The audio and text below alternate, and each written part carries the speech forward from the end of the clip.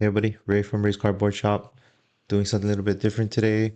We got some boxes that came in. Wanted to show you what we got that came into the inventory. If you see something you like on screen, go to rayscardboardshop.com. This box right here, we got a box that came from Japan. Got this from a store. I found them online.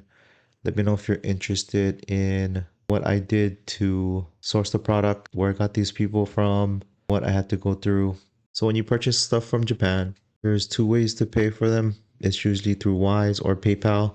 For me, I went through PayPal just because it offered protection. And this was actually my first time buying from this vendor. So I wanted to have that extra protection just in case something went wrong. So normally when you buy from a new vendor for the first time, you want to buy one or two boxes just to test them out. Try to make sure it's not a scam. They send you good products. They ship it on time before you decide to make any big purchases like a case or two. So when you purchase from Japan, you have to pay taxes, and the only way to really ship it is through air. So it ends up being a little bit pricier. Not too sure if there's shops in Japan that ship through boat, but I would think that most people will want to have it through air just because it's faster. Boat will probably take a few weeks, and it's not good to have products sitting on a boat somewhere. So for my PayPal purchase, it gives you the option to use their conversion through PayPal or to go through with your credit card company. Always select your credit card company. Just because when I did the conversion, I had a really good rate. PayPal usually screws you and gives you a really bad rate when you use them to convert your money. But overall, I had a good experience with this vendor. I also got a case of GDO2 Dual Impact. For those that have not seen Japanese product, it does not come saran wrapped like the English products, but it does come taped with a small tape on the box, knowing it's sealed. It's also half the size because it has the same amount of packs, but the packs come with half the card. So the pricing is usually half the price, is kind of what people say since it's half the cards. The Japanese cards tend to be a better quality just because it's printed overseas, and the Japanese really put out good products. But for Bandai English games, just like One Piece, the quality is really good. So overall, I think I would probably use this vendor again. Prices were reasonable, but for those that haven't sourced anything from Japan, the prices do fluctuate daily. So that's why I went ahead and just picked up a case, because in the meantime that I was talking to her, the prices was going up higher. But you don't really know if it's the vendor that's trying to pull that game with you.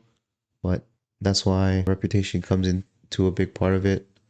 Just dealing with this vendor or speaking with him, I kind of felt like they were really telling the truth. You could also contact other vendors and compare prices. For the next box, I have English GDO2 Dual Impact. I was kind of frustrated with this box just because in the condition it came in. What you see right now is exactly how it came in the mail. No double boxed. There's a dent in the side. So I was very frustrated about that. I don't like receiving the products like this box right here. I always want to make sure I send out or I ship my boxes out in a way that protects the product and something that I would want to receive and be happy about it. What was kind of frustrating about this box too is that like normal boxes don't really cost too much. They cost a couple dollars.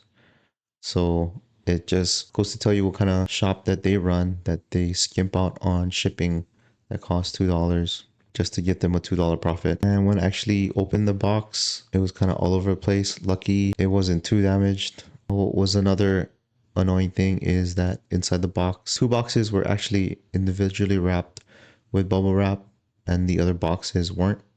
So it kind of tells me that they either ran out of bubble wrap or just got lazy and didn't care. But either way, I'm probably not going to use them again. And that's something that you kind of have to deal with as a shop owner. Finding people that you're trying to source product from that are reputable. This small box is actually one of two boxes that came in. There was a bigger box and this small box. So it was also annoying. The bigger box was big enough to fit this one box into the other box. It would probably save the money, but just some of the weird things that you got to deal with. And for the final box, and we got some English GDO3 Steel Requiem booster boxes in English. And that's pretty much it for this video. If you see something you like, go to raisecardboardshop.com. It'll be available on there. Prices are comparable to market or below. Every sale helps me provide better products and better pricing. And if you like this video, if you found this video interesting, let me know and I'll probably end up doing more.